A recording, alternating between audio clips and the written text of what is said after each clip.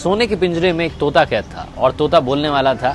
राजा जी के यहाँ पर यह प्रथा थी कि महीने में 2 बार कथा होती थी और कथा सुनाने के लिए जब भी पंडित जी आते, जब भी वो अध्याय खत्म करते तो हर अध्याय के आखिरी में कहते हरि मिले तो बंधन छूटे। और जैसे ही पंडित जी ये कहते तोता कहता पंडित झूठा है।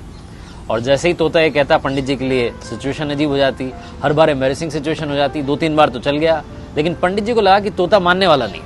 पंडित जी अपने गुरु के पास गए और गुरु जी को बताया कि वहां पर जब राजा के यहाँ पर कथा सुनाता हूं और कहता हूं कि हरि मिले तो बंधन छूटे, तो तोता कहता है कि पंडित झूठा है।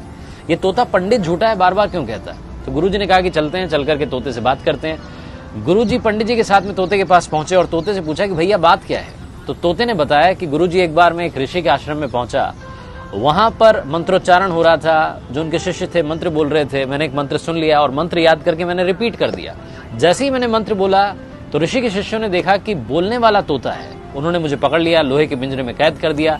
एक बार ऋषि के आश्रम में उनके एक शिष्य थे, सेठ जी, वो आए। उन्होंने मुझे देखा कि बोलने वाला तोता है, वो अपने साथ में ले गए और ले जाकर के मुझे चांदी के पिंजरे में कैद कर दिया।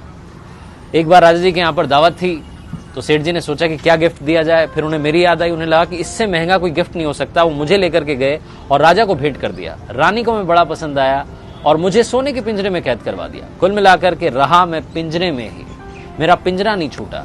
तो जब जब मैंने हरि का नाम लिया मेरा बंधन नहीं छूटा।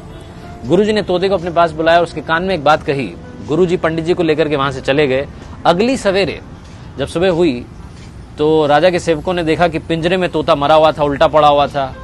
उन्हें बड़ी चिंता हुई और राजा को बुलाने गए। पिंजरे का गेट खोला और जैसे ही गेट खोला तोता उड़ गया और उड़ते उड़ते बोला गुरु मिले तो बंधन छूटे। इस लाइफ में सही गाइडेंस का होना बहुत जरूरी है। आप किससे सलाह ले रहे हैं बहुत जरूरी है। अगर आप गलत आदमी से सलाह लेते रहेंगे तो आप गलत दिशा में बढ़ते जाएंगे और आपका कुछ नहीं हो पाएगा।